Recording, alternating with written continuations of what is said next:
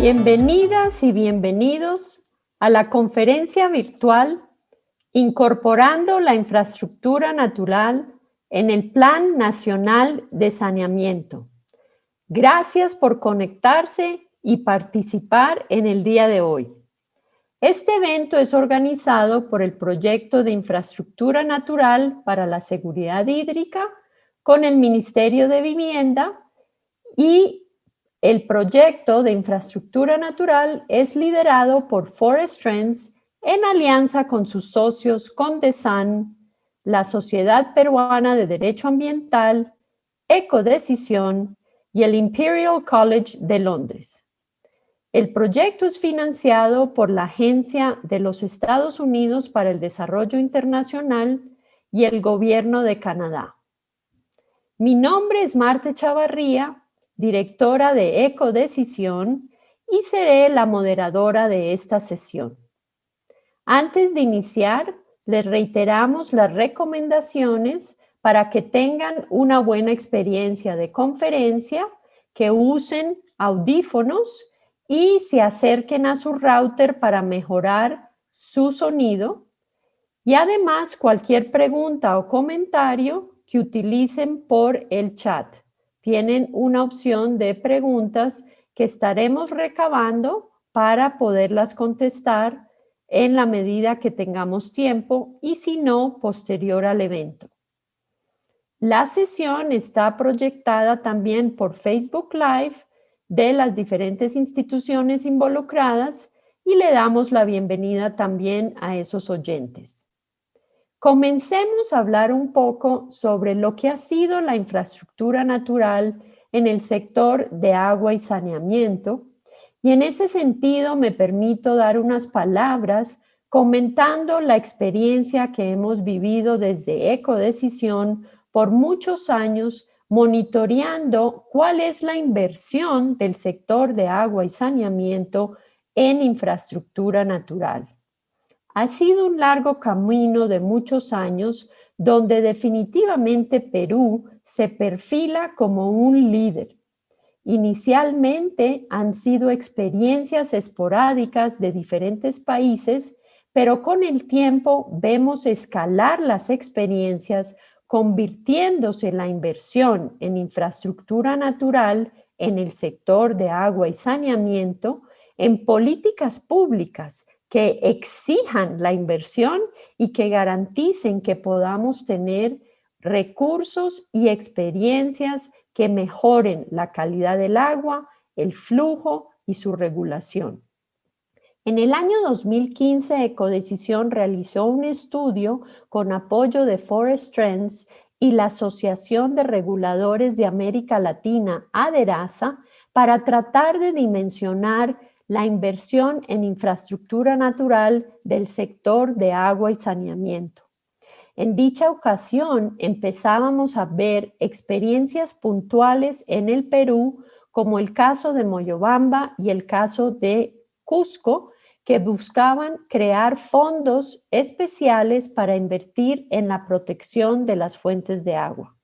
Esta política poco a poco se incorpora, siendo el Perú ya en este momento, desde 2015, una exigencia de inversión a través de los mecanismos de retribución por servicios ecosistémicos y que cada día, hasta llegar al día de hoy, donde contamos con 40 empresas con tarifa para invertir, que a pesar de la pandemia siguen vigentes estos fondos especiales, a tal punto que en este momento ya tenemos 3 empresas adicionales que están estableciendo su tarifa de Merece, con 2 casos que ya están renovando la tarifa. Entonces, con este perfil, Perú se convierte en un líder y en ese sentido el programa que puede establecerse a través del Plan Nacional de Saneamiento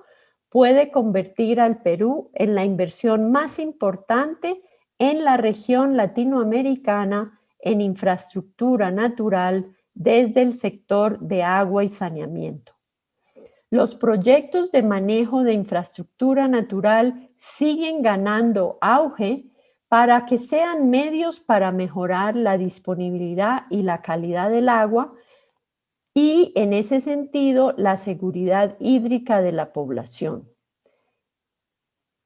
En el Plan Nacional de Saneamiento tenemos el instrumento para exigir ciertos elementos que nos permiten vincular aspectos claves para el programa de saneamiento a nivel nacional. Uno de los principios del Plan Nacional de Saneamiento 2017-2021 es la protección del ambiente y el uso eficiente del agua, para lo cual es importante la priorización de proyectos y acciones que promuevan el aprovechamiento eficiente y la conservación de las fuentes naturales del agua. Actualmente el Ministerio se encuentra en un proceso de formulación del Plan Nacional de Saneamiento para el periodo 2021-2025, en el que se busca dar un paso adicional, ya no solo de reconocer la importancia del medio ambiente y la conservación de las fuentes de agua, sino también identificar aquellas oportunidades de infraestructura natural que deben ser priorizadas para su conservación o restauración en los planes de inversión de los prestadores, debido a que su contribución decisiva va a garantizar proveer agua fundamental para abastecer a la población y al servicio público fundamental que es el agua potable. El proyecto de infraestructura natural para la seguridad hídrica tiene como uno de sus ejes de trabajo la incorporación de la infraestructura natural en instrumentos de planificación del gobierno peruano. Y gracias a la apertura y el trabajo conjunto con el Ministerio de Vivienda, se ha desarrollado la herramienta de identificación rápida de oportunidades para la infraestructura natural vinculada a la provisión de servicios ecosistémicos hídricos, denominada IRO-CEH. Durante este trabajo conjunto se ha aplicado la herramienta IRO para la priorización de áreas para la conservación de recursos hídricos en el sector de saneamiento, específicamente en el ámbito de las cuencas de aporte del servicio de agua potable gestionadas por las empresas prestadoras de servicio. La identificación de estas áreas por medio de la herramienta IRO-CEH proveerá sustento técnico a la actualización del Plan Nacional de Saneamiento e incorporará la infraestructura natural como parte de las estrategias de planificación e inversión a los prestadores, que contribuirá de esa manera a la seguridad hídrica nacional. Este webinar presentará la aplicación de la herramienta para la identificación de oportunidades para la conservación y restauración de los ecosistemas proveedores de agua en los beneficios de incorporar en el Plan Nacional de Saneamiento, para dar así respuesta a la gran pregunta: ¿cuáles son los retos y oportunidades en torno a la incorporación del componente de infraestructura natural en el Plan Nacional de Saneamiento? Les agradecemos mucho a los invitados del día de hoy y vamos a comenzar con una exposición de Max Carvajal de la Dirección de Saneamiento del Ministerio de Vivienda, Construcción y Saneamiento. Max es economista de la Universidad Nacional Mayor de San Marcos y máster en Economía, Regulación y Competencia de los Servicios Públicos por la Universidad de Barcelona. Actualmente es docente en posgrado de la Pontificia Universidad Católica del Perú, la Universidad Nacional de Ingeniería, UNI, y el Instituto de Regulación y Finanzas de la Universidad ESAN. Ha sido gerente de regulación tarifaria en la Superintendencia Nacional de Servicios de Saneamiento, SUNAS, y actualmente es el director de saneamiento del Ministerio de Vivienda. Bienvenido, Max. Muchas gracias, Marta, y un saludo a todos los presentes de parte de la alta dirección del Ministerio de Vivienda, Construcción y Saneamiento. Un saludo especial de la señora ministra Sol Ángel Fernández y del señor viceministro Javier Hernández, que hoy también nos acompaña en este evento. Estoy compartiendo mi pantalla, me confirman que se ve correctamente. Muy bien. Perfecto. Empiezo entonces para tratar de estar dentro del tiempo que hemos asignado a la presentación. Empiezo comentándoles que nosotros tenemos una política nacional de saneamiento que se aprobó en el 2017. Esta política nacional de saneamiento plantea un objetivo claro: llegar al 2030 al cierre de brechas y entonces llegar al 2030 a lograr un objetivo que es muy importante: acceso universal a los servicios de saneamiento. Este objetivo, evidentemente, se encuentra alineado a los objetivos de desarrollo sostenible, ¿no? Esta política nacional tiene 6 ejes en las que se fundamenta. Estos son: acceso a los servicios, sostenibilidad financiera, fortalecimiento de los prestadores, optimización de soluciones técnicas, articulación sectorial y valoración de los servicios de saneamiento.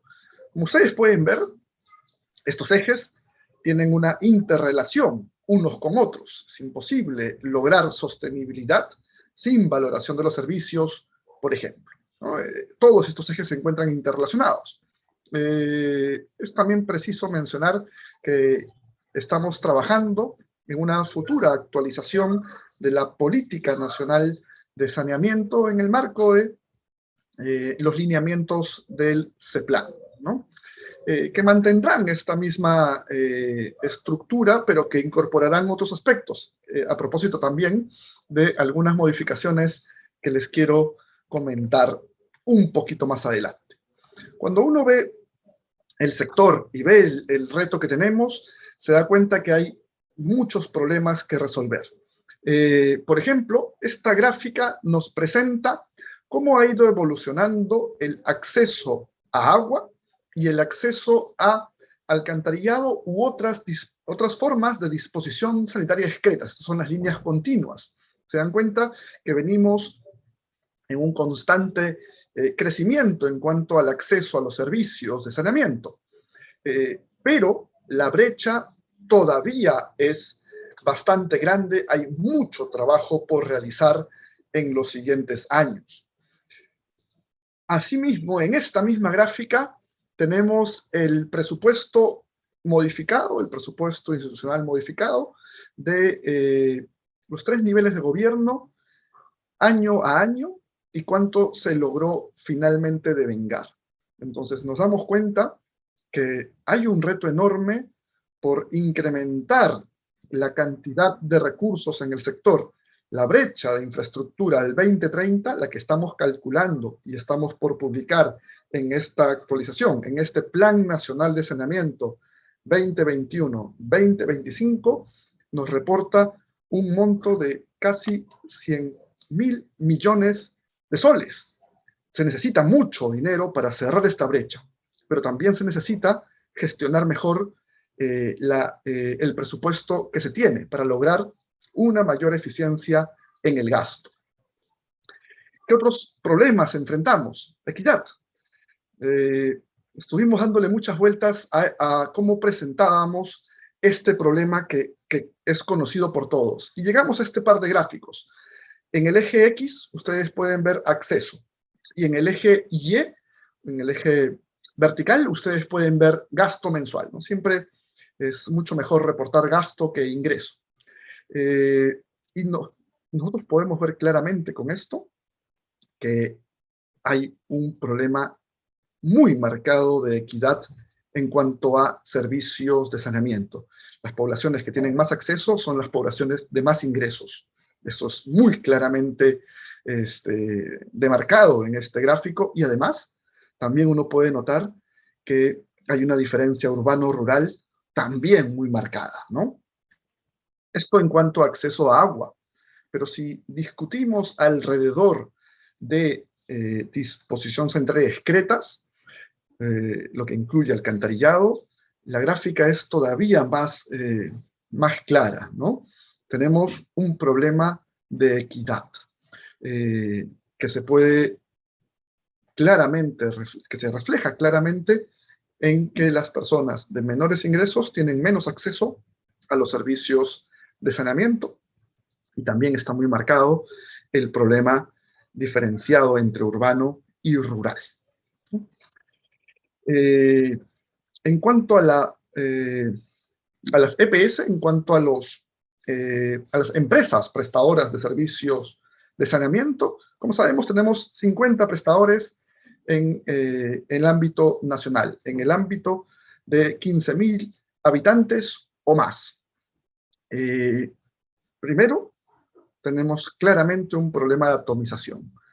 Muchos prestadores, muy diferentes, mucha varianza en los tamaños. Por un lado tienes a Sedapal con más de 2.700.000 unidades de uso, y al otro extremo puedes tener empresas como Quillabamba, o como Calca, o como Chanca, que apenas van a llegar a las 5.000 unidades de uso, ¿no? Hay mucha diferencia y esto afecta el sector en gran medida. Se menciona muchas veces que el problema es que no se puede aprovechar economías a escala.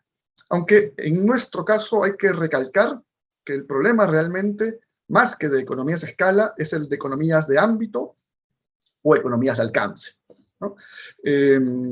Pero en cualquier caso, necesitamos trabajar fuertemente en integración de prestadores. Este problema que se presenta en el ámbito de EPS es todavía más grave cuando analizamos el ámbito rural, donde tenemos 28.000 prestadores, como unas 26.000 HAS a nivel nacional, que atienden a poblaciones con menos de 2.000 habitantes, ¿no? Poblaciones rurales. Y en el ámbito de pequeñas ciudades, es decir, en el ámbito de entre 2.000 y 15.000 habitantes, tenemos aproximadamente 600 pequeñas ciudades. Acá hay toda una discusión en el número. Digamos que podemos hablar de un rango entre 400 y 600 en todo caso. En cualquier situación, lo que tenemos entonces claramente en el país es un problema de atomización, entre otros varios desafíos. Este gráfico a mí me gusta mucho porque presenta rápidamente muchos de los problemas que enfrentamos. Enfrentamos un problema de equidad en el acceso a los servicios, claramente. Enfrentamos un problema de acceso a los servicios de saneamiento. Enfrentamos un problema de articulación entre los actores en el sector y con otros sectores. El sector no está aislado del resto del mundo, estamos muy interconectados con otros sectores y necesitamos articular eso también. De hecho, la reunión de hoy es producto de esta articulación. Ahora conversaremos más adelante un poquito más, seguramente, de ello. Tenemos sistemas de abastecimiento vulnerables que generan un problema en la confiabilidad. Tenemos problemas, por ejemplo, de confiabilidad de la fuente. Tenemos problemas de calidad en la prestación de los servicios. Estos problemas de calidad se pueden solucionar, como todos sabemos, abordando otra vez la conservación de las fuentes de agua. Tenemos problemas económicos, financieros en los prestadores.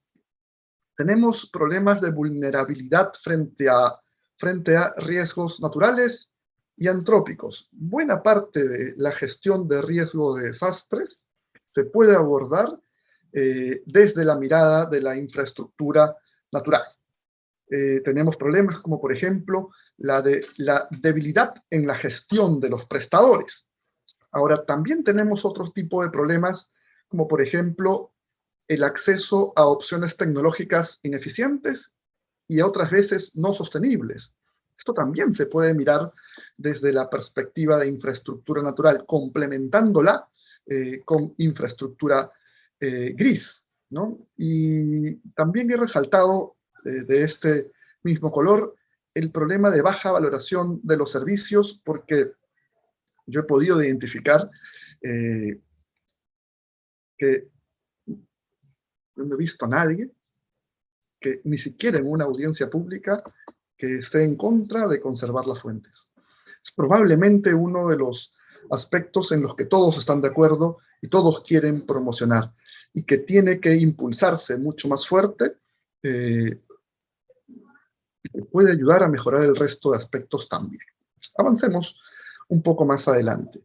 En este contexto tenemos pronto la publicación, muy pronto la publicación del Plan Nacional de Saneamiento 2021-2025, que toma la posta del Plan Nacional de Saneamiento vigente, el 2017-2021. ¿Qué es el plan? Bueno, la ley marco, el decreto legislativo 1280, dice claramente que el Plan Nacional es el principal instrumento de implementación de política pública sectorial. Eso es el Plan Nacional de Saneamiento. Es el principal instrumento de implementación de la política pública sectorial. Ahora uno se pregunta a continuación, ok, ¿qué tiene el plan? Bueno, el Plan 21-25 propone varias novedades, varias mejoras. Como por ejemplo, se está proponiendo un periodo móvil de 5 años. Es decir, que este plan tenga un periodo de 5 años que se vaya actualizando anualmente. Este último año y un poquito más nos ha dejado muy claro a todos que siempre habrán situaciones que no vamos a poder prever, que no vamos a poder adelantar.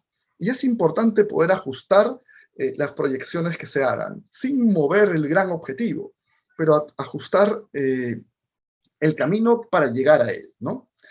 Esta es una cuestión que se está incorporando. Otra cuestión importante que se está incorporando en el Plan Nacional de Saneamiento, en este nuevo Plan de Saneamiento, es que estamos trabajando sobre una base muy interesante, que son los planes regionales de saneamiento, ¿no?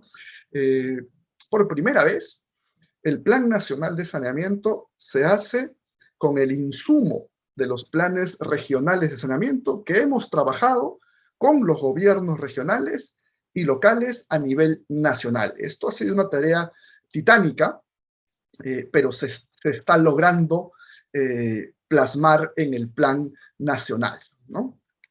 Otro aspecto que estamos incorporando en el Plan 21-25 es redefinir metas e indicadores, todos ellos con visión 2030, con visión ODS, ¿no? Este es un aspecto en el que estamos tratando de incidir con mucha fuerza y está muy ligado a un par de aspectos que quiero mencionar un poquito más adelante.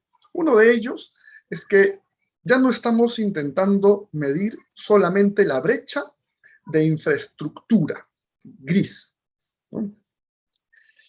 Este Plan Nacional de Saneamiento intenta recoger brechas en un sentido más amplio, intenta mostrar, revelar y con ello buscar cerrar las brechas no solo de infraestructura gris, sino brechas de capacidades, brechas de calidad y obviamente brechas de infraestructura natural, ¿no? Ahora comentaremos un detalle, pero les adelanto, y esto es muy importante resaltar, que esta es la primera vez que un Plan Nacional de Saneamiento incluye las brechas de infraestructura natural. Nunca antes se había incorporado esto, solamente se había incorporado antes brecha de infraestructura gris. ¿Qué más buscamos en este Plan Nacional de Saneamiento 21-25? Se busca calendarizar compromisos, ¿no? Se busca tener claro qué brechas tienes, quiénes las financian, cuándo y en qué montos, ¿no? Eso es muy importante para el último punto que queremos resaltar, y es que queremos hacer un trabajo de monitoreo y seguimiento muy menudo, muy fino, para lograr este objetivo que nos estamos planteando de acceso universal a los servicios de saneamiento. Ahora, mencionar que en el 2020 se modifica la ley marco, el decreto legislativo 1280, ¿no? Se modifica y se incluye una nueva función para el Ministerio de Vivienda, Construcción y Saneamiento, y esta nueva función, que ahí les pongo exactamente lo que dice textualmente la ley, dice promover la conservación de las fuentes de agua, bueno, que posibilitan la producción de agua potable para la prestación de los servicios de saneamiento. El reglamento de la ley marco también se modifica en el 2020 y se incorpora mayor detalle en este punto, orientando esta conservación de las fuentes de agua hacia la seguridad hídrica, a través de una serie de instrumentos y acciones en las cuales el Ministerio participa, ¿no? O debería participar. No me quiero adelantar a lo que van a presentar a continuación Francisco, pero solo quiero mencionar que se está incluyendo en el Plan Nacional de Saneamiento. Quiero mencionar y agradecer a que a partir de ese trabajo conjunto con en el proyecto de Infraestructura Natural, estamos utilizando la herramienta Giro para incorporar esta mirada nueva para el Ministerio de Vivienda, Construcción y Saneamiento, ¿no? Yo voy a aprovechar para agradecerle a Fernando que cuando lo convocamos para comentar ese tema, él estuvo presto a trabajar con nosotros, y este trabajo articulado es el que permite lograr cambios, ¿no? Esto es importante de resaltar. Yo le agradezco a Fernando, a Francisco y a Natalia y a todo su equipo que han colaborado muy activamente y muy entusiastamente para lograr incorporar esos aspectos en el Plan Nacional de Saneamiento, ¿no? No solo se está incorporando una mirada desde todos los prestadores, o la gran mayoría de los prestadores a nivel nacional, sino que se está entrando en más detalles. Esto lo va a comentar con mayor profundidad y describiendo un poco más a detalle la herramienta también Francisco y Natalia, así que no me adelanto en ese punto, pero es importante de resaltar esta inclusión por primera vez en un Plan Nacional de Saneamiento. Finalmente, para cerrar mi intervención, mencionarles que estamos también trabajando muy próximos a la creación de una comisión multisectorial de servicios de saneamiento. ¿Para qué sirve esto? Bueno, entre otras cosas, va a servir para trabajar articuladamente entre varios actores, no necesariamente solo de un sector. Evidentemente, en la conservación de fuentes de agua, evidentemente en infraestructura natural, necesitamos trabajar con otros varios actores, y para eso estamos buscando la creación de esta comisión multisectorial de servicios de saneamiento, para poder interactuar ordenadamente con el resto de actores. Evidentemente, la comisión tiene otros varios aspectos en los que se está trabajando también, pero esta línea será una que se va a impulsar con mucha fuerza, ¿no? Y eso era lo que tenía para presentarles ahora, estimada Marta. Muchas gracias, Max. Excelente contar con esa introducción. Y ahora vamos a seguir ahondando en cómo se está colaborando con el Ministerio, y para ello invitamos a Francisco Román y Natalia Aste. Francisco es ingeniero forestal, maestro en ciencias y doctor en ecología, con posgrados en restauración ecológica, realizados en el Smithsonian Tropical Research Institute en la Universidad de Florida y Wake Forest University. Cuenta con 15 años de experiencia en investigación, diseño, implementación y monitoreo de estrategias para restauración ecológica y el manejo sustentable de los recursos forestales, la agricultura, la arboricultura urbana, qué dificultad, urbana, y la evaluación del conocimiento ecológico tradicional. Actualmente dirige el componente de investigación del proyecto de infraestructura natural. Bienvenido, Francisco. Muchas gracias, Marta. Buenas tardes a todos y todas las presentes en esta jornada. Voy a hacer la introducción de la presentación que vamos a dar Natalia y yo de parte del proyecto de infraestructura natural. Al haber, digamos, desarrollado y aplicado la herramienta Giro que hemos ideado desde el proyecto aplicada al sector saneamiento para propósitos de incluir la infraestructura natural en el Plan Nacional de Saneamiento, ¿no? Entonces, lo que resume esta presentación se deriva de lo que ya les ha presentado Max respecto de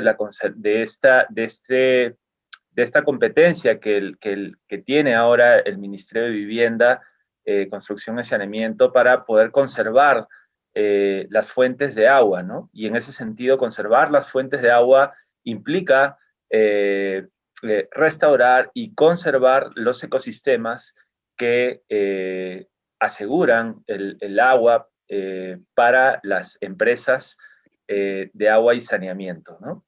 La siguiente, Natalia, por favor.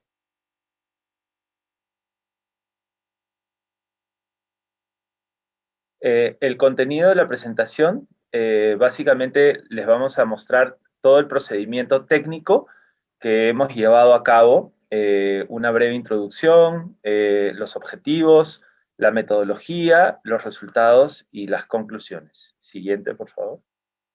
En cuanto a la introducción, rápidamente mencionarles de lo que se trata la herramienta Giro, ¿no? Básicamente es una herramienta basada en los sistemas de información geográficos y la utilizamos básicamente para poder identificar dónde es más prioritario intervenir con proyectos de infraestructura natural de manera que se pueda asegurar la calidad y la cantidad del agua que hacen uso, en este caso, las empresas de agua y la población en su extensión, ¿no? Es una herramienta que se basa en información oficial, ¿no? Disponible a nivel nacional. Y básicamente esta herramienta reúne, ¿no?, información geoespacial ya existente, ¿no?, pero que se encontraba dispersa, ¿no?, entre los diferentes sectores, como ya también lo ha mencionado Max. Nosotros lo que hemos hecho es reunir toda esa información geoespacial, biofísica y socioeconómica y poderla procesar y generar y darle un valor agregado a partir de el cálculo de algunos índices que nos permiten poder poner la lupa sobre el territorio e identificar zonas de muy alta prioridad donde se debería intervenir con infraestructura natural, ¿no? Entonces, en ese sentido, la herramienta básicamente hace dos cosas, ¿no? Analiza la oferta de servicios ecosistémicos hídricos y también sobre esa oferta de servicios ecosistémicos hídricos identifica las áreas de oportunidad para conservar o recuperar los ecosistemas que están sobre esas áreas de oferta de servicios ecosistémicos hídricos. La siguiente, por favor.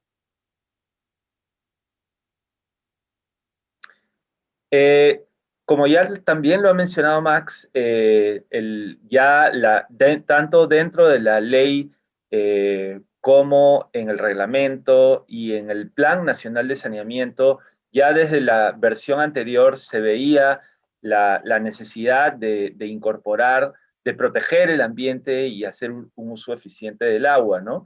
Pero ya, como ya lo ha mencionado Max, para esta actualización del Plan Nacional de Saneamiento ya se identifica pues la oportunidad para incluir la infraestructura natural de una manera ya mucho más concreta, ¿no? De manera complementaria a la infraestructura gris para asegurar la sostenibilidad, la funcionalidad y la reducción de costos para los usuarios del agua en el largo plazo, ¿no? Entonces, nosotros lo que hemos hecho es aplicar esta herramienta Giro en las cuencas de aporte de las empresas de agua del país para poder identificar las fuentes de agua y poder identificar estas oportunidades de restauración y conservación y darle el sustento técnico relacionado a la infraestructura natural al Plan Nacional de Saneamiento. La siguiente, por favor.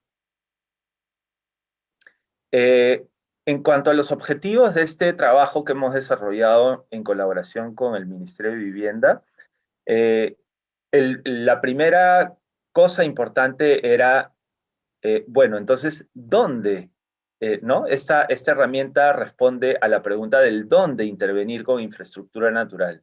Entonces, básicamente, la herramienta, lo que hemos hecho en este trabajo es analizar espacialmente la oferta de servicios ecosistémicos de regulación hídrica y de control de erosión, identificar las áreas para la recuperación y conservación de los ecosistemas y los servicios ecosistémicos hídricos en las cuencas de aporte, vinculando también al tema de las brechas y las tipologías de inversión pública referentes a infraestructura natural. Como ya lo había mencionado Max, también es uno de los pilares de este nuevo o de esta actualización del Plan Nacional de Saneamiento, ¿no?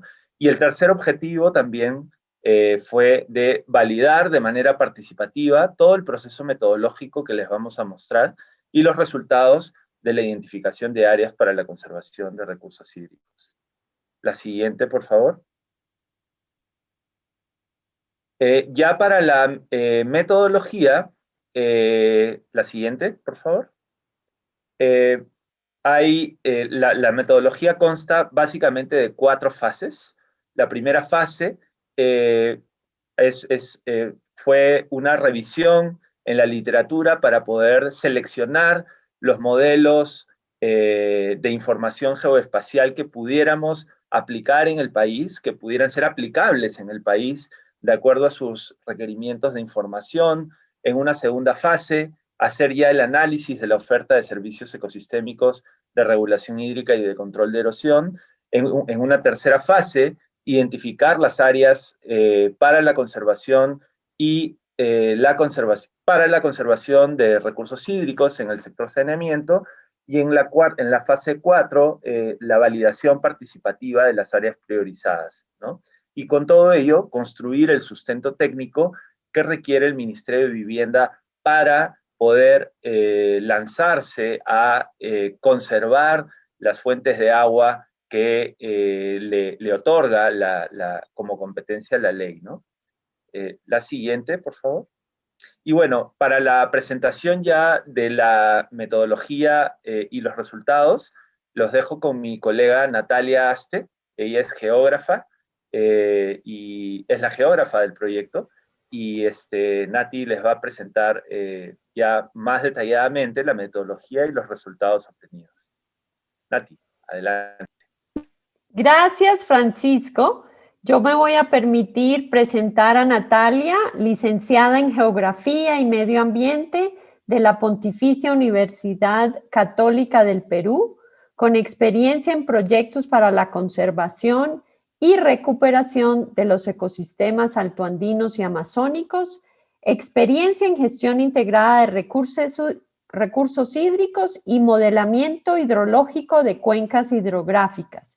Ella es especialista en el uso de sistemas de información geográfica SIG para el análisis espacial, mapeo y valoración biofísica y sociocultural de servicios ecosistémicos y análisis de riesgo al cambio climático de sistemas socioecológicos, con experiencia como asistente de docencia en teledetección y análisis espacial en la especialidad de Geografía y Medio Ambiente de la PUC. Bienvenida, Natalia. Buenas tardes con todas y todos. En adelante yo sigo con el resto de la presentación, entonces como Francisco lo dejó en la metodología, voy a partir con la primera fase de la metodología, que es la selección de modelos. Entonces, esta primera etapa, como mencionó Francisco, consistió en un análisis exhaustivo y comprensivo de la literatura disponible y qué diferentes aproximaciones existen a la fecha para poder mapear la oferta de servicios ecosistémicos hídricos. En la tabla pueden ver que hay diferentes modelos y métodos disponibles para el mapeo de servicios ecosistémicos, los cuales pueden ser agrupados según las características de los modelos, ¿no? Tenemos algunos modelos que son más de carácter de un análisis biofísico, como está INVEST, el método RUSLE, herramientas de modelamiento hidrológico como SWAT o WaterWorld. También tenemos otro bloque de análisis basados en los sistemas de información geográfica y análisis multicriterio, dentro de los cuales se encuentran algunos ejemplos como el índice de retención de agua, el protocolo ECOSER, el método RUSLE adaptado. Y por otro lado, un tercer bloque también se encuentran técnicas vinculadas al mapeo participativo, los cuales integran algunas herramientas como, por ejemplo, la cartografía participativa y el desarrollo de encuestas. Entonces, lo que nosotros hicimos fue básicamente analizar todas estas metodologías disponibles y ver cuáles eran más relevantes al contexto nacional y cuáles podían aplicarse de una manera eficiente, ¿no? Tanto en términos de demanda de insumos como también en tiempo. Y es así como se seleccionaron las herramientas, los métodos que se encuentran con el recuadro rojo. En el caso del análisis del servicio de control de erosión, se aplicó el método RUSLE, y para el análisis de regulación hídrica se seleccionó el índice de retención de agua, que es un análisis multicriterio, y finalmente RUSLE era para erosión de suelos, y para el control de erosión de suelos se aplicó el método RUSLE adaptado para poder estimar este servicio per se de control de erosión. A continuación voy a explicar a detalle cada uno de estos métodos y cómo han sido desarrollados en la herramienta. Entonces, una vez ya elegidos los modelos, en la segunda fase ya pasamos a realizar propiamente el análisis de la oferta de servicios ecosistémicos hídricos. En primer lugar, para la regulación hídrica, se seleccionó el índice de retención de agua, que es un índice multicriterio SIG, que funciona como un proxy o una aproximación para poder estimar el potencial territorial para proveer la regulación hídrica.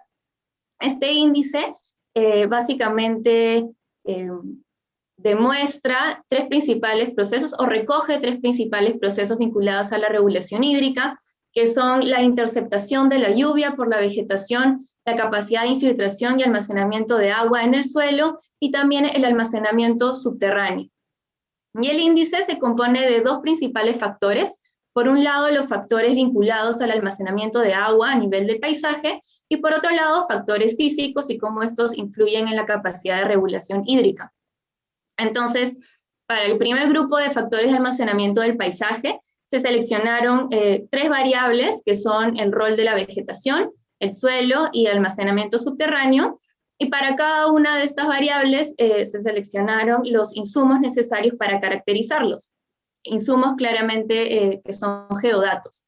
Entonces, para poder representar el rol de la vegetación, se utilizó el índice de área foliar del producto MODIS, y se complementó con ecosistemas prioritarios para la regulación hídrica, que es un listado del Ministerio del Ambiente. Para la infiltración y almacenamiento a nivel del suelo, se seleccionó el contenido de carbono orgánico en el suelo y se complementó con la textura del suelo.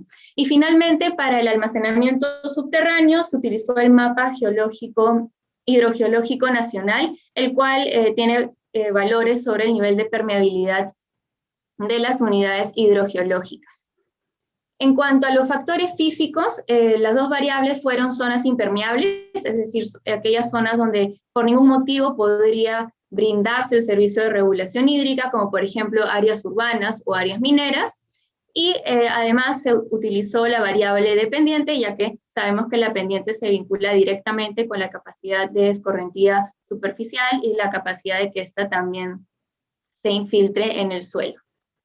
Y bueno, ahí pueden ver a nivel nacional todas las capas que han sido utilizadas y cómo estas, una vez ya descargadas, procesadas, estandarizadas, fueron procesadas en una escala común adimensional que va desde el 1, una capacidad muy baja para proveer la regulación hídrica, hasta 10, una capacidad muy alta para proveer la regulación hídrica. Una vez ya procesadas estas variables, todas a la escala común del 1 al 10, se pasó al proceso de ponderación de las variables. Se les tenía que asignar un peso a cada una de las variables para finalmente ser integradas y obtener el índice de retención de agua. En el caso de la ponderación se utilizó el proceso jerárquico, que básicamente este análisis toma en consideración el juicio de valor de expertos, los cuales asignan una importancia a una variable versus la otra. Y en este caso, el juicio de valor de expertos se realizó primero internamente con los especialistas del proyecto INSH y luego se complementó con especialistas de 12 EPS y 6 consejos de recursos hídricos de Cuenca dentro del ámbito de intervención del proyecto INSH. Una vez ponderadas las variables, se obtuvo finalmente el índice de retención de agua. Entonces, una vez ya realizado la metodología para la regulación hídrica, pasamos a la metodología para la oferta de la erosión de suelos en primer lugar y en segundo lugar el control de la erosión.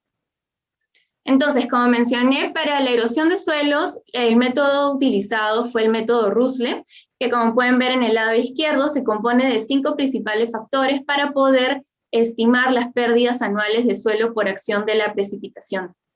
Entonces los factores son el factor topográfico, erosividad por lluvia, erodabilidad por textura del suelo, cobertura vegetal y las prácticas de conservación. Entonces con eso el mapeo de erosión de suelo era bastante directo y luego la duda estaba cómo mapeamos en sí el control de la erosión. Y es así como utilizamos el método Rusle y lo adaptamos según nuestros requerimientos. Entonces lo que hicimos en un primer momento fue correr nuevamente el método Rusle, eliminando el factor de cobertura vegetal. Es decir, cuánta erosión de suelo habría, cuánto suelo se perdería si es que no hay cobertura vegetal protegiéndolo.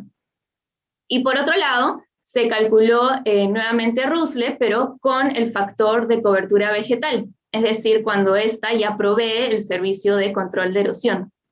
Entonces, la resta de la erosión de suelo sin cobertura vegetal y con cobertura vegetal nos vendría a indicar en qué zonas la cobertura vegetal está protegiendo el suelo y de ese modo ofreciendo el servicio de control de erosión. Si lo vemos numéricamente, que a veces es más fácil, por ejemplo, en un área en particular sin cobertura vegetal hay un potencial de pérdida de 120 toneladas de hectárea por año de suelo. Mientras que en esa misma área, si es que estuviese con su cobertura vegetal, la pérdida de suelo disminuiría a 40 toneladas por hectárea por año. En ese sentido, el control de la erosión que se estaría dando por la vegetación es de 80 toneladas. Entonces, así es como nosotros tenemos esta aproximación a cómo y dónde es que se ofrece el servicio de control de la erosión. Y acá pueden ver más esquemáticamente cada uno de los factores que se ingresaron en Rusle, los insumos utilizados y cómo estos fueron procesados luego a la escala correspondiente. Y además, al lado derecho pueden ver el factor adicional, que es el factor C, sin vegetación, que es el factor que incluiríamos para poder tener una aproximación al control de la erosión. Me queda añadir en el caso de erosión de suelos que el CENAMI publicó en el 2017 un atlas de erosión de suelo, y desde el proyecto hemos utilizado, lo hicieron también con la metodología RUSLE, y nosotros hemos utilizado algunos productos intermedios y mejorado algunos, ya que, bueno, han pasado unos años desde la publicación de este documento. Entonces, como pueden ver en la tabla, en el caso del factor de erosividad por precipitación, lo mejoramos con datos más actualizados de la base de datos PISCO del CENAMI. En el caso de erodabilidad, también la capa utilizada tiene una resolución espacial más fina, de 250 metros, y finalmente en cobertura vegetal, también la capa que hemos incorporado es una más fina, de 30 metros, desarrollada por el MINAM junto con el IBC. Entonces, esa es la metodología que utilizamos para poder mapear, en primer lugar, la erosión de suelos, y segundo lugar, el control de la erosión por el rol de la cobertura vegetal. Y con ello pasamos a la fase 3, que es ya, una vez mapeados los servicios ecosistémicos, identificar cuáles vendrían a ser las áreas para conservar los recursos hídricos en el sector saneamiento.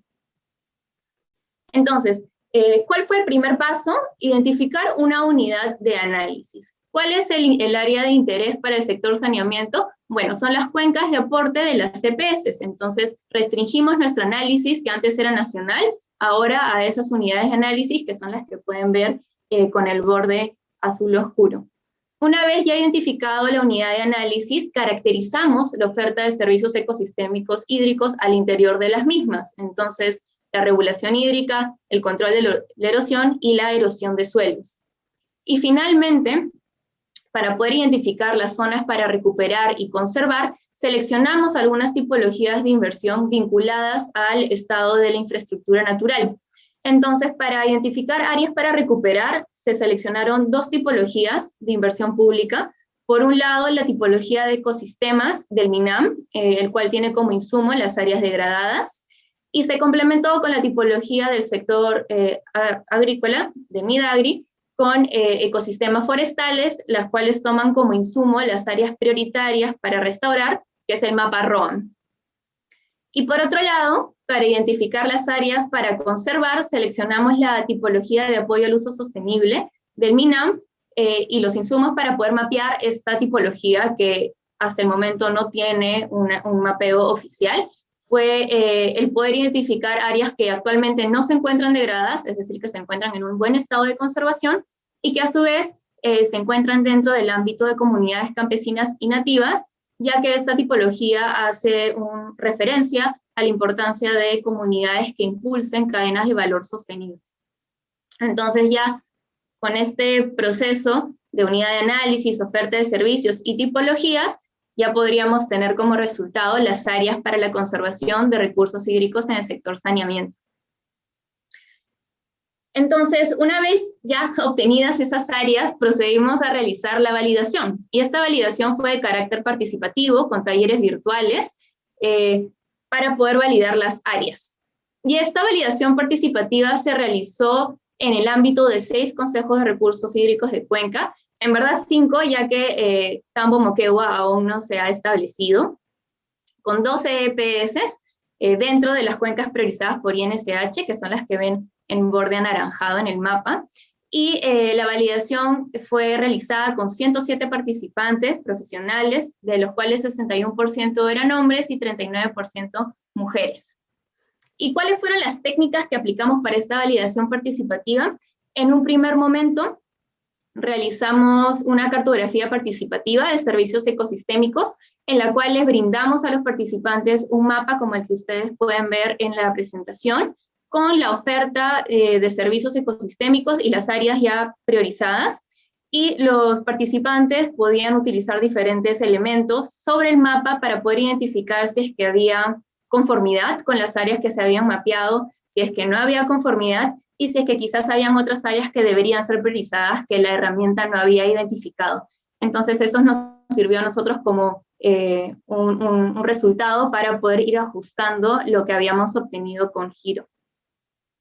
Y en segundo lugar, lo que hicimos fue aplicar el proceso de análisis jerárquico para el índice de retención de agua. Si recordamos, este índice es sujeto a un proceso de ponderación, y lo que hicimos fue recopilar el juicio de valor de estos 108 especialistas aplicando la matriz del proceso de análisis jerárquico.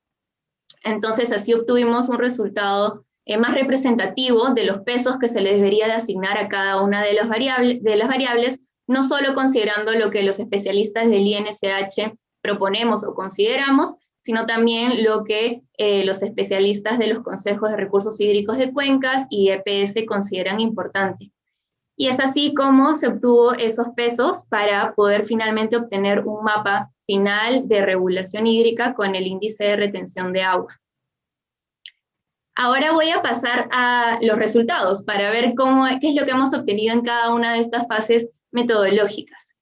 En primer lugar, la oferta de servicios ecosistémicos. Como mencioné, esta oferta se mapeó a nivel nacional. Podemos ver el mapa de regulación hídrica, control de erosión y erosión de suelos. Cada uno de los mapas ha sido categorizada en una escala común, desde muy bajo a muy alto potencial para ofrecer el servicio ecosistémico, y en el caso de erosión de suelos, de muy baja a muy alta intensidad de pérdida de suelos. Y podemos ver la distribución a nivel nacional, y lo que hicimos fue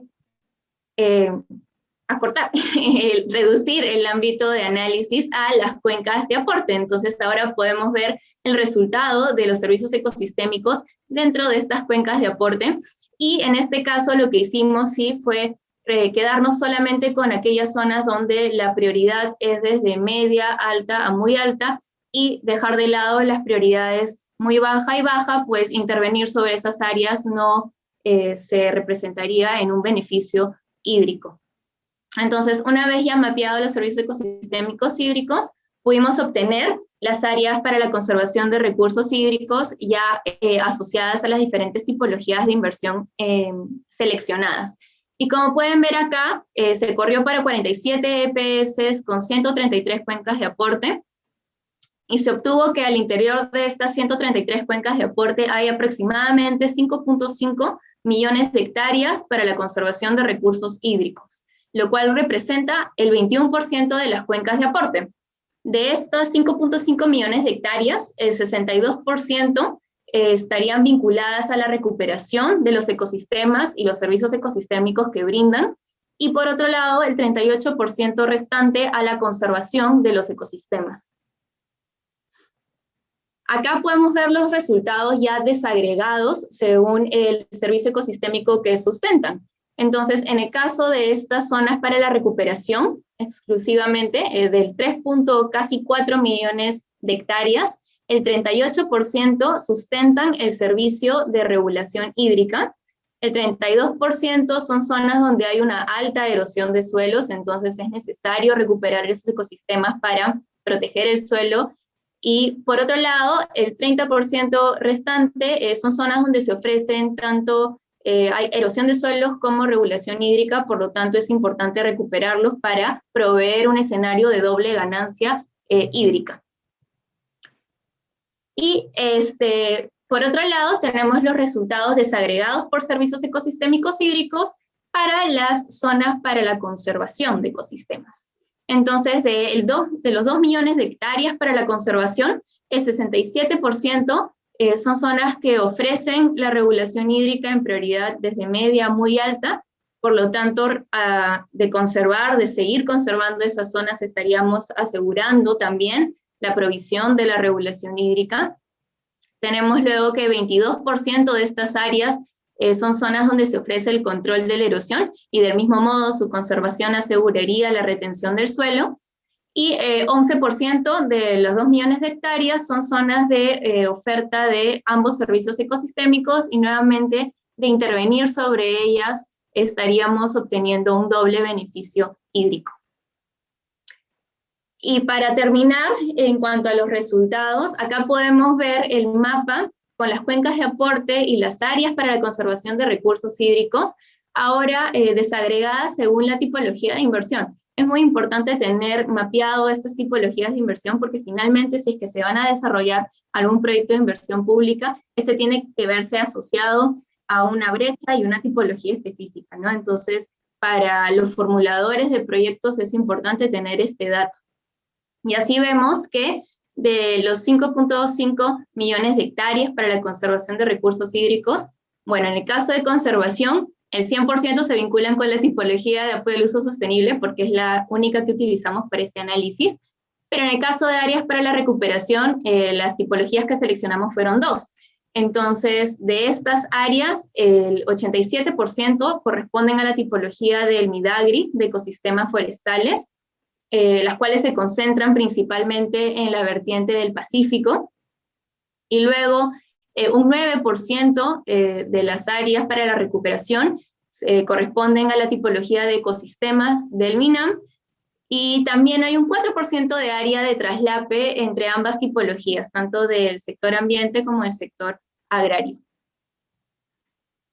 Y para cerrar la presentación en cuanto a conclusiones y recomendaciones, tenemos que los resultados de la herramienta para el sector saneamiento han sido validados a través de un proceso participativo con 107 especialistas de EPS y consejos de recursos hídricos de Cuenca en las 6 regiones en las cuales trabaja el proyecto INSH.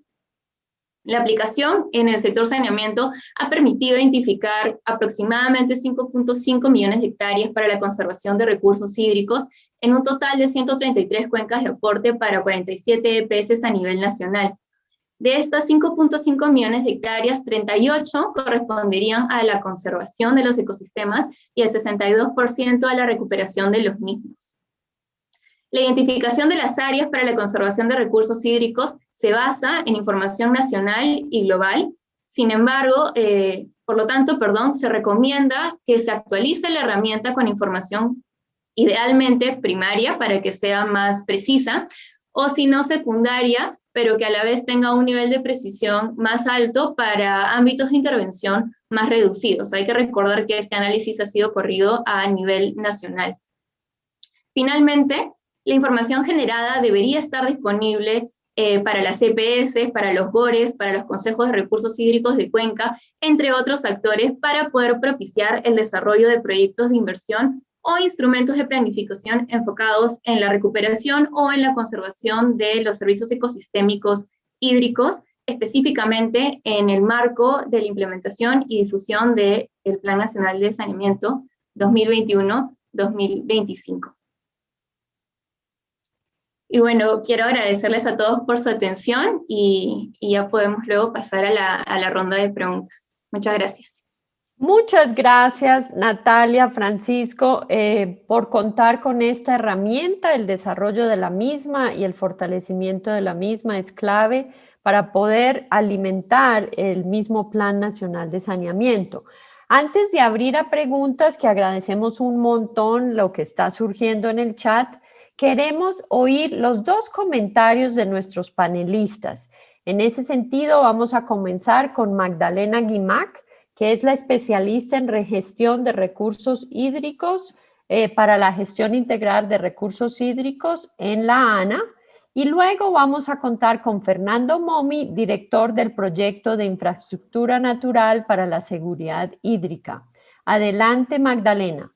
Bien, buenas tardes. Antes que nada, agradecer la invitación del proyecto de infraestructura natural, asimismo hacer llegar el saludo de la alta dirección de la Autoridad Nacional del Agua y también de la dirección ejecutiva del proyecto GIR de la Autoridad Nacional del Agua. Antes de poder enfocarnos al tema que nos ataña del sector saneamiento, es importante mencionar, y de acuerdo a las exposiciones, ¿no?, que el Perú ha realizado en los últimos años importantes avances en agua y saneamiento, ¿no?, orientados obviamente a cerrar las brechas que hay a nivel nacional, ¿no? En un estudio que fue presentado por el Banco Mundial hace un corto tiempo, ¿no?, sobre el tema, se denota pues que a pesar de estos esfuerzos, aún estamos por debajo de otros países equivalentes cuando hablamos de un servicio de agua y saneamiento seguro, ¿no?, es decir, con calidad, oportunidad y disponibilidad de este vital recurso, ¿no? Algunos datos relevantes, por ejemplo, que mencionaba este estudio, que creo que es importante indicar, ¿no?, que aún 3 millones de peruanos no tienen acceso a agua potable, ¿no? Y alrededor de 7 millones carecen de servicios de saneamiento, ¿no? Siendo aún el Perú, como todos sabemos, uno de los 20 países más ricos en este recurso, ¿no? Entonces, para ello, pensamos que es fundamental pensar en garantizar la seguridad hídrica, ¿no? Un tema vital en el cual la Autoridad Nacional del Agua viene trabajando, ¿no? Y para alcanzar esta seguridad hídrica es necesario avanzar en 3 aspectos fundamentales, ¿no? Primero, la construcción de marcos legales, instituciones sólidas y capacidades necesarias para una buena gobernanza de los recursos hídricos, ¿no? Como segundo aspecto, ¿no? La búsqueda de un clima de paz y estabilidad para fomentar la cooperación entre los actores involucrados. Y como tercer punto, las fuentes de financiamiento sólidas, ¿no? E innovadoras que permitan el desarrollo de la infraestructura. Y cuando hablamos aquí de infraestructura, no solo nos estamos refiriendo a la infraestructura gris, sino también a la infraestructura natural, ¿no? Así como su mantenimiento en el mediano y largo plazo, ¿no? Obviamente considerando aquí un aspecto muy importante que es la equidad de género e interculturalidad y sobre todo, ¿no? Que se alcance a las poblaciones más vulnerables, que era uno de los desafíos, por ejemplo, que mencionaba uno de los ponentes, ¿no? Otro de los aspectos fundamentales, ¿no? Y que incluso se mencionó como un desafío orientado a la débil articulación de los sectores, es justamente garantizar la participación de todos los actores que están involucrados en este tema, ¿no? Estamos bien claros que la seguridad hídrica no la alcanzamos si no es con la participación de todos los actores en las cuencas. Y aquí toma vital importancia el Sistema Nacional de Gestión de Recursos Hídricos, del cual la ANA es el ente rector, ¿no? Y en el cual tiene un papel fundamental que cumplir, ¿no? Asimismo, otro aspecto importante es que el afianzamiento hídrico en las cuencas, ¿no? Debe considerar estas medidas de infraestructura natural, ¿no? Para disponer de agua en cantidad y calidad y en oportunidad adecuada, ¿no? Entonces, para ello también se hace necesario generar una cultura de infraestructura natural en los tomadores de decisión, los profesionales, ¿no? Y los actores que están vinculados a la gestión del recurso hídrico en las cuencas, ¿no? Asimismo, uno de los aspectos también que consideramos fundamentales, ¿no? En este trabajo de incorporar la infraestructura natural en el sector saneamiento, ¿no? Es el fortalecimiento de las capacidades de los prestadores, ¿no? Para que puedan implementar proyectos basados en la naturaleza, siguiendo el mecanismo del merece y de esta forma contribuir a la protección de las fuentes hídricas, ¿no? Otro aspecto importante también que se debería considerar es promover la planificación de mediano y largo plazo, ¿no? Y la toma de decisiones en un contexto de incertidumbre por el cambio climático, ¿no? Incluyendo la infraestructura natural. Esto lo menciono, ¿no? Porque aquí, por ejemplo, desde el proyecto Gestión Integral de Recursos Hídricos que viene ejecutando la Autoridad Nacional del Agua con cofinanciamiento del Banco Mundial, se viene elaborando los planes de gestión de recursos hídricos en 4 cuencas, ¿no? En Mantaro, en Pampas, en Vilcanota, Urubamba y en el comité de su cuenca Mayo, donde participan los gobiernos regionales, los gobiernos locales, ¿no? Y demás actores vinculados a la gestión del recurso hídrico, ¿no? Y dentro de ellos incluso los prestadores de servicio de agua potable y saneamiento, ¿no? Entonces, en estos espacios de planificación, coordinación y concertación, ¿no? De aprovechamiento sostenible del recurso, que son los consejos de recursos hídricos de cuenca, los planes de gestión tienen un enfoque de seguridad hídrica, ¿no? En donde las intervenciones que se han priorizado, ¿no? Al 2050, ¿no? En las líneas de acción de agua y saneamiento y de protección y conservación medioambiental se han identificado, ¿no? Programas en infraestructura natural, ¿no? Para cubrir las brechas que reveló el diagnóstico y la línea de base que se ha realizado, ¿no? Las cuales, al igual que en el caso del Plan Nacional de Saneamiento, no solamente están orientadas a infraestructura gris, ¿no?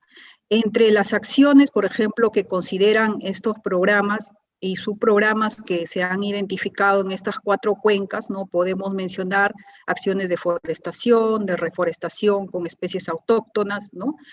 También implementación y recuperación de infraestructura natural a través del MERECE, ¿no? Y la construcción de cochas, la recuperación de bofedales y humedales, ¿no? Zanjas de infiltración, protección de manantes, siembra y cosecha de agua. Entonces, digamos, una variedad de acciones de infraestructura natural que están siendo tomadas en cuenta en estos planes de gestión que se vienen formulando y cuya culminación acaba a fines de este año 2021. Entonces, como vemos, los esfuerzos no solamente vienen desde el nivel central, sino que también desde la Autoridad Nacional del Agua se vienen implementando a nivel de las cuencas, ¿no? Para garantizar, obviamente, la seguridad hídrica en estos ámbitos. Asimismo, también se viene actualizando los planes de gestión de recursos hídricos de 6 cuencas, ¿no? De Tumbes, Chirapiura, Chancay, Lambayeque, Chancay, Huaral, Quilcachili, Caplina, Locumba, los cuales también consideran este enfoque de seguridad hídrica, donde las líneas de acción de agua y saneamiento, ¿no? Y de conservación están teniendo en cuenta medidas de infraestructura natural como temas prioritarios, ¿no? Finalmente, los recursos hídricos pues no pueden ser gestionados sin datos confiables, ¿no? La información no debería estar dispersa, algo que mencionaron por ejemplo, los colegas que presentaron la herramienta Giro, ¿no? Y más aún si se trata de un tema que se viene posicionando en el país como es la infraestructura natural, ¿no? Por lo cual consideramos que esta herramienta Giro debería integrarse, ¿no? A las salas de monitoreo hídrico que se han implementado en los consejos de recursos hídricos de estas 10 cuencas, ¿no? Y que estos sistemas de monitoreo a la vez forman parte del sistema de información de recursos hídricos de nivel nacional, ¿no? Entonces, va a constituir pues un espacio que va a facilitar la disponibilidad, el acceso, ¿no? La sistematización, distribución y uso de intercambio de información para una adecuada toma de decisiones, ¿no? Propia de la gestión de los recursos hídricos en las cuencas, ¿no? Entonces, como vemos, los retos son grandes, pero creo que aquí es importante pues que todos los actores que están involucrados en el Sistema Nacional de Gestión de Recursos Hídricos, ¿no? Cumplan su función y se sumen esfuerzos para lograr este reto de incorporar la infraestructura natural en el sector correspondiente. Muchas gracias. Muchas gracias, Magdalena. Bienvenido, Fernando. ¿Tus comentarios? Bueno, muchas gracias, Magdalena. Yo, en verdad, algo muy corto, porque hay bastantes preguntas, entonces me gustaría que Natalia, Francisco, Max respondan algunas. En primer lugar, obviamente, para agradecer la apertura del Ministerio de Vivienda, Construcción y Saneamiento para trabajar conjuntamente para desarrollar esta herramienta y también el impulso por incluirlo en el Plan Nacional de Saneamiento, que es un avance muy importante, en verdad, para la infraestructura natural, ¿no? Hace unos años, me acuerdo yo, el 2012, las empresas prestadoras de servicios de saneamiento tenían prohibido invertir en la cuenca, ¿no? Y era algo insólito, ¿no? Era insólito porque la cadena de suministro de los servicios de una empresa prestadora se inician en la cuenca, se inician con el agua, ¿no? Entonces, ¿cómo no iban a invertir en el cuidado de sus propias fuentes de agua, ¿no? Antes habíamos tenido una experiencia en Moyobamba, ¿no? En la cual en 2007 se inició con la tarifa de mecanismos de retribución en Moyobamba, y después, por estos temas legales, se dejó de hacer hasta que, como mencionó Max, la 1280 ya permite y habilita a que esto se convierta en una política pública, ¿no? El Plan Nacional de Saneamiento, como principal instrumento de política pública, ya tenía que incorporarlo, y lo incorpora, digamos, en esa época, en 2015, en plan de una manera muy general. Ahora ya se está incorporando con esta herramienta, identificando una brecha, y los que hemos trabajado en el sector público sabemos que cuando se identifica una brecha es cuando uno puede empezar a invertir en su cierre, ¿no? De ahí también la importancia de poder identificar esta brecha que nos ha hablado de Natalia, Francisco, y dónde es que tenemos que ahora concentrar nuestro objetivo para ir cuidando esas áreas que nos proveen de los servicios hídricos, ¿no? Sabemos que en el sector saneamiento, los que hemos estado trabajando ahí, que hay muchos problemas en el sector, muchísimos, ¿no? Pero también sabemos que sin el recurso hídrico no hay posibilidad de prestar ningún otro servicio, ¿no? Como decía, la cadena del suministro se inicia con esas fuentes de agua que están ahí y que nos están, y con los ecosistemas que nos están prestando justamente esos servicios, ¿no? Para prestar el resto de los servicios, potabilizar, distribuir agua, tratar las aguas residuales, disponer de las aguas residuales tratadas. O sea, ninguno de estos servicios se podría prestar si no cuidamos las fuentes de agua, ¿no? La cadena se inicia ahí, y es por eso que tenemos que invertir en su conservación y en su cuidado, ¿no? Esas como ideas muy, muy generales. Efectivamente, el cambio climático también nos va a poner vulnerables respecto de todas estas riesgos que tenemos, riesgos y vulnerabilidades, como mencionaba Max, respecto del abastecimiento, ¿no? Por eso es que un objetivo en el futuro va a ser, así como tenemos riesgos financieros, riesgos económicos para las empresas prestadoras de servicios de saneamiento, vamos a tener un riesgo ambiental, ¿no? Que tenemos que tratar, incluir, prever los riesgos del cambio climático, los riesgos de desastres, para poder sostener el servicio al cual nos debemos, ¿no? Esto, como decía hace unos segundos, se inició muy atrás, en el 2007, bueno, en verdad no son muchos años. Se ha avanzado bastante, pero tenemos que seguir trabajando de la mano con la ciencia, ¿no? La ciencia nos va a decir en dónde tenemos que invertir, como ahora nos ha presentado Francisco, nos ha presentado Natalia, para qué servicios ecosistémicos tenemos que prever estas inversiones, y cuánto es lo que tenemos que cuidar estas fuentes de agua, ¿no? Entonces te doy el pase, Marta, para que podamos contestar algunas de las tantas preguntas que hemos recibido hoy día. Muy bien, muchas gracias. Y yo les he estado retomando y un poco procesando algunas de las preguntas. Vamos a comenzar con Max, y seguiremos en el orden de los participantes. Y esperamos dirigir las preguntas, pero por favor no duden si hay algún comentario de los exponentes o panelistas que quieran complementar. Partamos desde un poco la pregunta a Max de que si en los mereces, ¿no?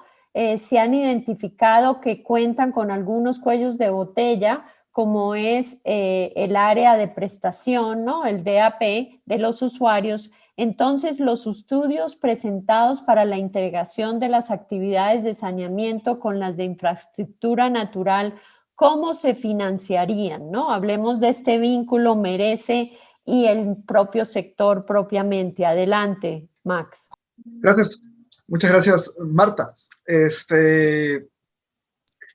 Yo acá quiero comentar un detalle que mencioné muy pequeñito en la presentación, y creo que es importante de resaltar, ¿no? Yo creo que hay una disposición a pagar por la conservación de las fuentes, una DAP por la conservación de las fuentes muy grande. Probablemente sea uno de los atributos que los usuarios del servicio valoren más.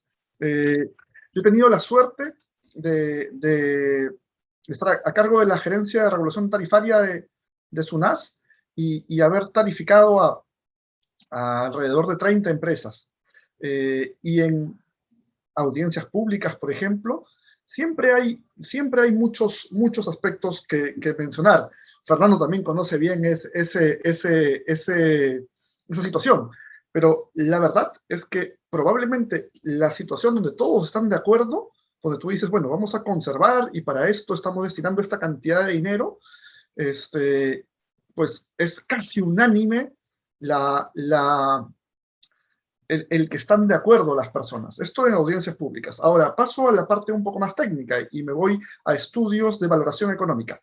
En 2016, junto con Iván Lucich, publicamos un estudio en Cusco, ¿no? En este estudio se revelaba que justamente el atributo que más valoraban los usuarios de Cusco era la conservación de sus fuentes de agua, ¿no? Específicamente la conservación de la laguna de Piuray. Ese estudio nos sirvió, entre otras cosas, para desarrollar varios aspectos. Una cosa que empezamos a hacer es empezar a hacer estudios de valoración antes o durante la elaboración de estudios tarifarios. Hicimos este tipo de estudios para Arequipa, Abancay, Barranca, Nazca, Pucallpa, Trujillo, Cajamarca, y se me está yendo una ciudad. Hicimos para 8 ciudades. En este contexto, en todos los casos, se encontraba una importantísima disponibilidad a pagar por la conservación de las fuentes. Hay una cuestión que es curiosa, ¿no? Y es que parecía que cuando la fuente era un pozo, agua subterránea, la disponibilidad a pagar era un poco más pequeña. Cuando el usuario no podía ver su fuente, parecía que era más pequeña en relación al resto de casos. Pero más allá de ese detalle, parece que hay una disponibilidad a pagar bastante importante por los usuarios, de los usuarios por el servicio, y por esta mejora en particular. Entonces, yo diría más bien que esto hay que aprovecharlo, y más bien creo que un problema desde el lado del servicio de saneamiento no va a ser el de financiamiento debido a una baja disponibilidad a pagar por la conservación de la fuente. Al contrario, creo que hay bastante opción en ese camino, pero además hay otros aspectos que pueden complementar al cierre de la brecha de infraestructura natural. Por ejemplo, se está trabajando, todavía está en proceso el reglamento de núcleos ejecutores. En ese contexto se puede trabajar también bastante bien aspectos relacionados a la infraestructura natural desde servicios de saneamiento. Creo que hay un camino bastante importante para financiar la brecha que se está identificando. Hay muchísimo por hacer, es cierto, pero el camino está avanzándose, ¿no? Y finalmente quiero mencionar que en este momento nosotros nos encontramos realizando un estudio de valoración de los servicios de saneamiento, y en este estamos incluyendo un componente a nivel nacional urbano, un componente relacionado a justamente la valoración de la conservación de las fuentes de agua. Entonces, este estudio nacional urbano también nos va a ayudar a revelar cuánto es en promedio esta disponibilidad a pagar, esta disposición marginal a pagar por esta mejora, ¿no? Y creo que eso va a ayudar a cerrar este círculo tan importante. Muchas gracias, Max. Y continuamos un poco para hablar de temas muy específicos a la metodología. Aquí le pido a Francisco y a Natalia que prendan sus cámaras y comencemos con algunos elementos muy prácticos, Francisco, para que nuestra audiencia sepa. Por ejemplo, nos preguntan cómo acceder a los mapas completos de los servicios ecosistémicos. ¿Cómo podrían ustedes también brindar asesoría técnica para la formulación de proyectos de inversión pública? Y algunos elementos prácticos de si hay otros criterios que deberían de haberse considerado en ese mismo proceso de diseño del método. Adelante, Francisco. Gracias, Marta. Sí, actualmente estamos en proceso de crear una plataforma web que permita la visualización y descarga de toda la información geoespacial, tanto las capas intermedias como los resultados finales del análisis a cualquier usuario, ¿no? Pero estamos en proceso de construir esa plataforma. En los próximos meses vamos a publicarla y seguramente estaremos haciendo algún lanzamiento también público. Pero en el ínterin, también ahora que les enviemos la presentación, la cosecha gráfica, ¿no? Y algunos otros detalles, las respuestas también a muchas de las preguntas que se han realizado en el chat, las estamos tomando en cuenta para luego responderlas debidamente. Ahí pueden escribirnos a Natalia o a mí, indicando la necesidad que tienen, y nosotros podemos compartir la información en el formato shapefile, digamos, ¿no? Para que pueda ser utilizado por quien lo requiera, ¿no? Sí, y respecto de las variables que componen los índices, como dijo Natalia en las conclusiones, esta es una herramienta flexible, ¿no? Que se puede actualizar, ¿no? Como lo mencionó Natalia en algún momento, ¿no? Hemos actualizado algunas capas de información, por ejemplo, del Atlas de Erosión de Suelos de CENAMI, ¿no? Porque pasan los años y salen, digamos, ¿no? Mapas o imágenes satelitales con mayor resolución, y de alguna manera eso uno lo puede ir rescatando y mejorando, ¿no? El poder predictivo de los índices y de la herramienta en sí, ¿no? Entonces, en ese sentido, la herramienta es muy flexible, ¿no? Nos ha pasado también que nos han pedido, incluso de otros países, oye, queremos aplicarlo, ¿no? Entonces, la metodología, de alguna manera, los criterios y el proceso metodológico en general se puede mantener, y los insumos pueden variar de país a país, o incluso a nivel subnacional también, ¿no? Si existe, por ejemplo, no sé, en Piura, una zonificación ecológica económica que tiene un mapa de cobertura de suelo mucho más detallado, a una resolución más fina que el mapa nacional de áreas degradadas, por ejemplo, que es a una escala mayor, que eso también es una de las preguntas que vi en el chat. Entonces, a nivel subnacional se pueden hacer esos ajustes, ¿no? Y se puede volver a correr la herramienta para el caso de la cuenca de aporte de la EPS en Piura, por ejemplo, poniéndonos en ese caso, y el resultado sería, pues, de una mayor calidad, digamos, ¿no? De una mayor profundidad. Entonces, por el momento, para hacer la corrida a nivel nacional, hemos usado insumos que están disponibles a nivel nacional, ¿no? Muchas gracias, Francisco. Y continuando resaltando esa flexibilidad, me parecía interesante, Natalia, esta pregunta que habla sobre las áreas para la conservación de recursos hídricos para el sector de saneamiento. ¿Serán distintas que para otros sectores? Y ahí, como pudiste ver, había varios comentarios sobre los temas mineros, tanto las concesiones mineras y áreas afectadas por ellas, o también zonas donde hay minería ilegal. Cuéntanos un poquito cómo trata o no la herramienta condiciones de este tipo.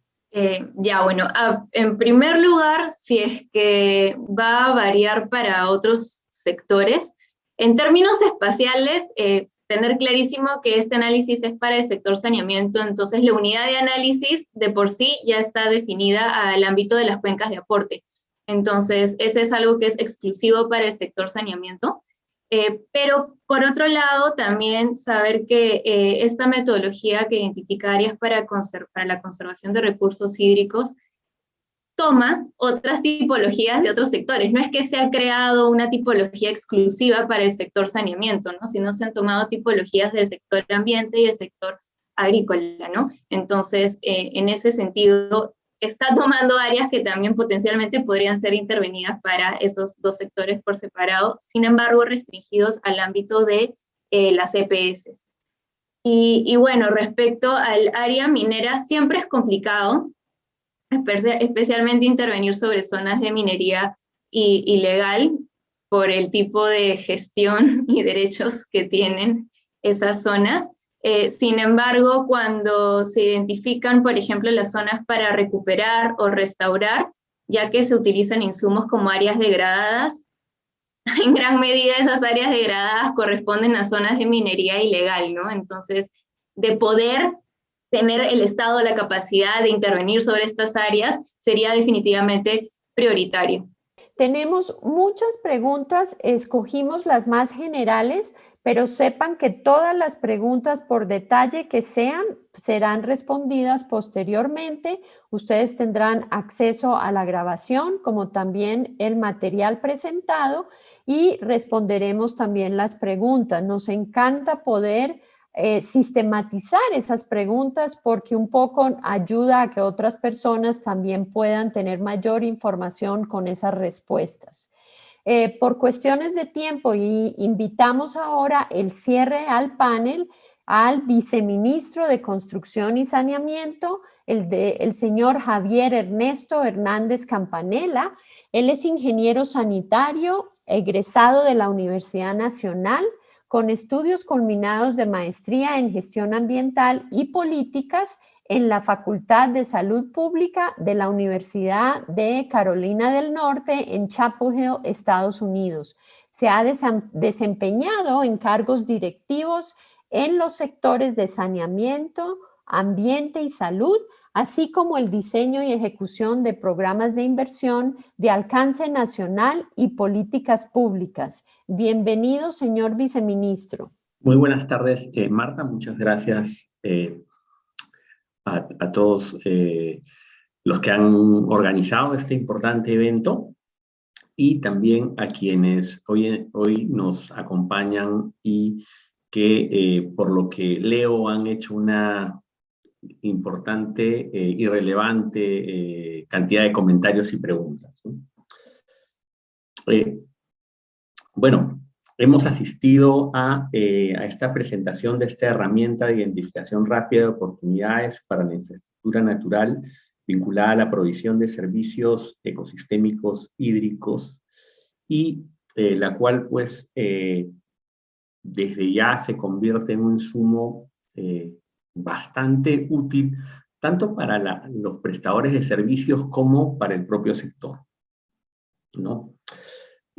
Hoy en día, como bien lo mencionaba el director de saneamiento, pues esta herramienta ya forma parte del Plan Nacional de Saneamiento 2021-2026, ¿no? Recuerdo que el Plan Nacional de Saneamiento, uno de los primeros fue el diseñado para el periodo 2006-2011, justamente también en un año previo al cambio de gobierno, y en este se establecieron una serie de objetivos y estrategias que permitían, de manera similar al que hoy en día tenemos, el alcanzar el cierre de brechas en agua, saneamiento y tratamiento de aguas residuales, ¿no? Y en ese entonces se incorporó un presupuesto estimado en 15.000 millones de soles para lograr ese objetivo. 3 planes de saneamiento han transcurrido desde entonces y se ha dado un importante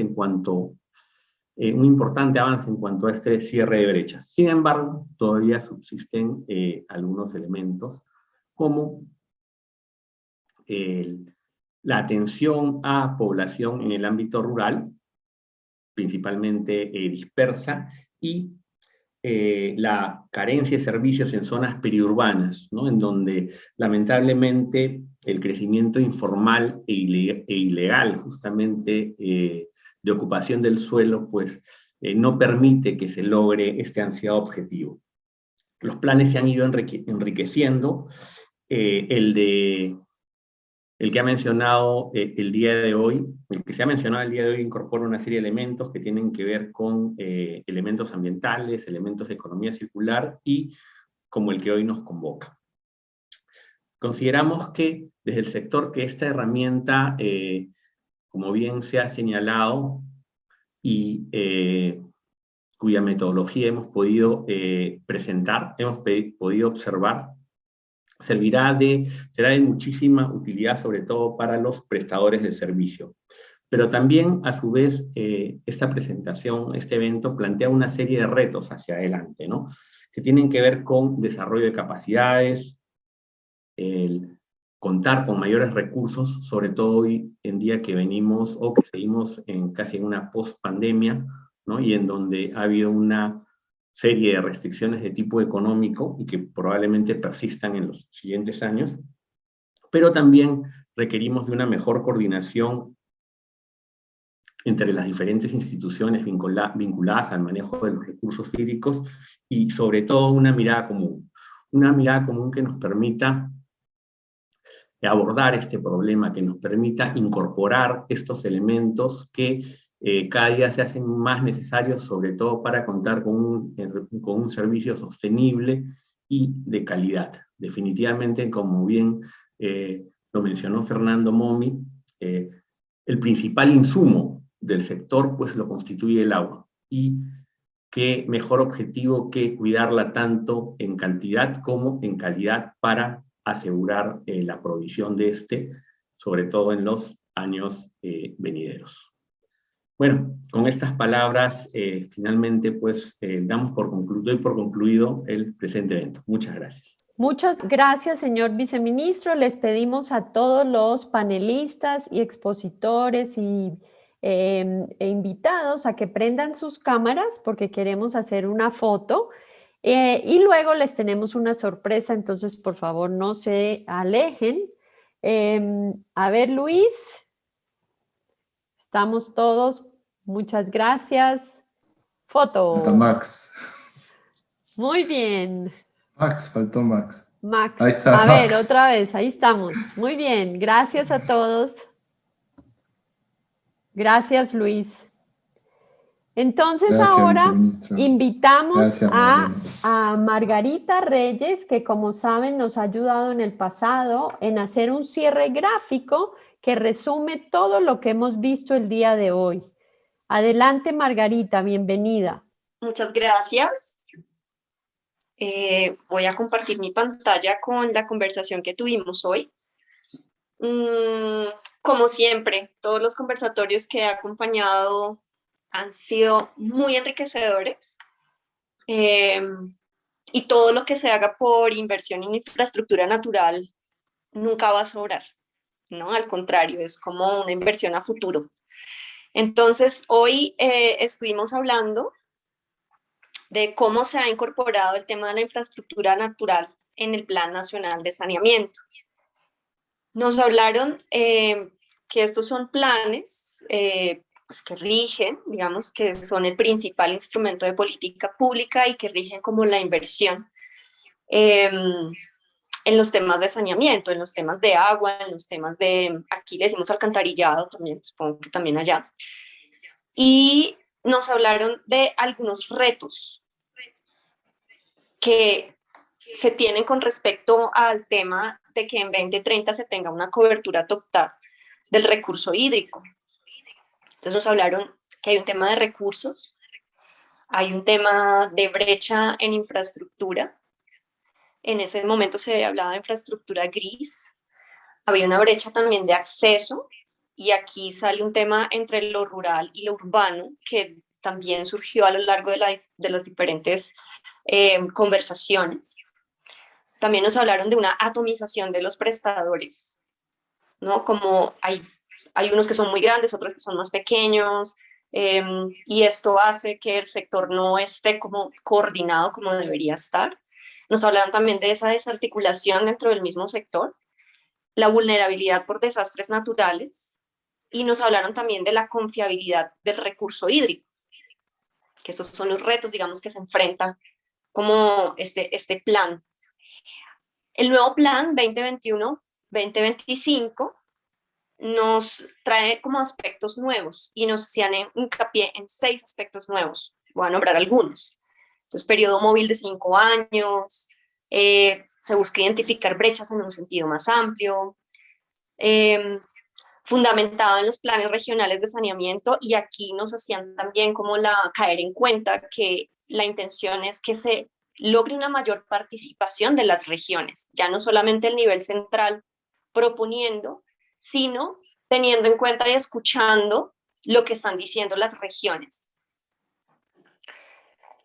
Nos dijeron también, por primera vez se tiene en cuenta la infraestructura natural, no solamente la gris, sino la infraestructura natural, y se piensa en esa comisión multisectorial de servicios de saneamiento que puede ayudar a eliminar esa brecha de la que hablaba antes, de la desarticulación de los actores dentro del sistema.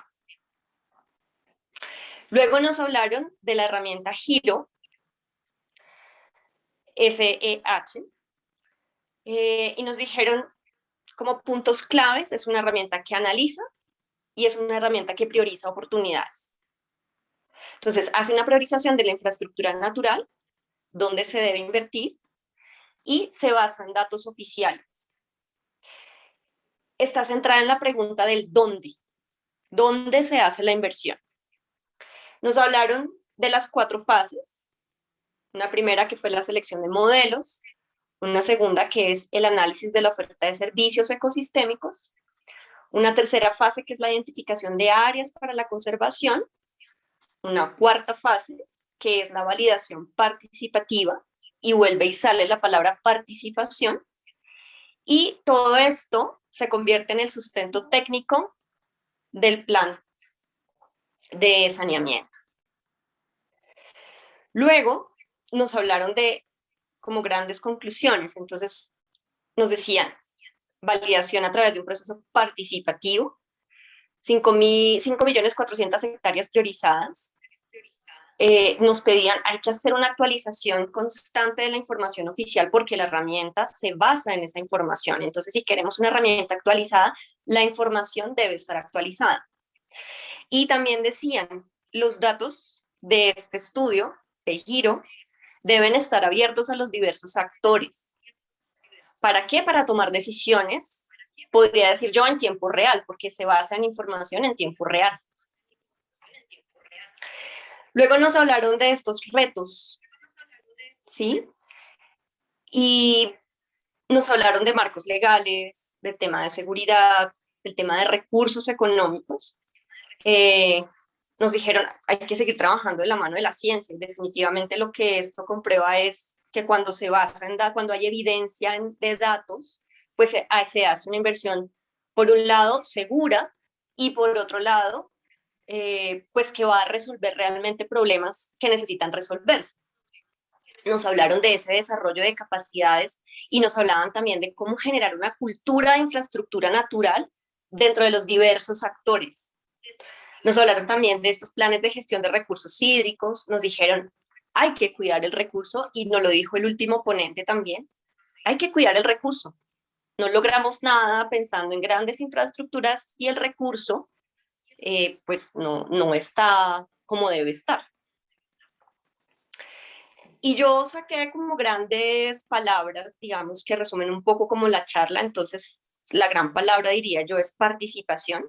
Lo vimos a lo largo de las diferentes ponencias. Yo puse esta inversión basada en datos. Los datos también se convierten en una palabra, digamos, una palabra motor, porque cuando tenemos evidencia, cuando tenemos datos, podemos planear a futuro también. El tema de equidad, ¿no? Lo que se está buscando es que realmente el recurso le llegue a toda la población. Se habló especialmente de esta población rural, lejana, para quien el acceso al recurso es muy compleja. Y finalmente nos dijeron, esta es una herramienta flexible, ¿sí? También nos dijeron que pronto la idea es que esta información abierta al público, va a ser compartida porque, como decía antes, la intención es que esta información llegue a las personas tomadoras de decisión para que puedan hacer mejores inversiones. Y a grandes rasgos es el resumen de la charla de hoy. Muchas gracias. Muchas gracias, Margarita. Creo que es un excelente resumen de lo que hemos visto el día de hoy. No me queda sino agradecerle a cada uno de los panelistas, como también los expositores, al señor viceministro por acompañarnos, por darle la importancia de estar aquí. Y claro, a cada uno de ustedes que le dedicaron más de esta hora y media el día de hoy, tuvimos más de 250 personas. Se proyectó por el Facebook Live de varias redes y estará disponible para todos ustedes. Además, recibirán una encuesta que agradecemos que respondan porque eso nos hace estos eventos mucho mejor. Y por último, quería resaltar algo que nos dijeron en el chat. Luceliana Calderón nos dice que desde el proyecto Obras de Cabecera para el Abastecimiento y Conducción de Agua Potable para Lima, se ha incluido el fondo para los mecanismos de retribución por servicios ecosistémicos. Nos vamos con esa buena noticia y les reiteramos a todos una buena noche. Muchas gracias.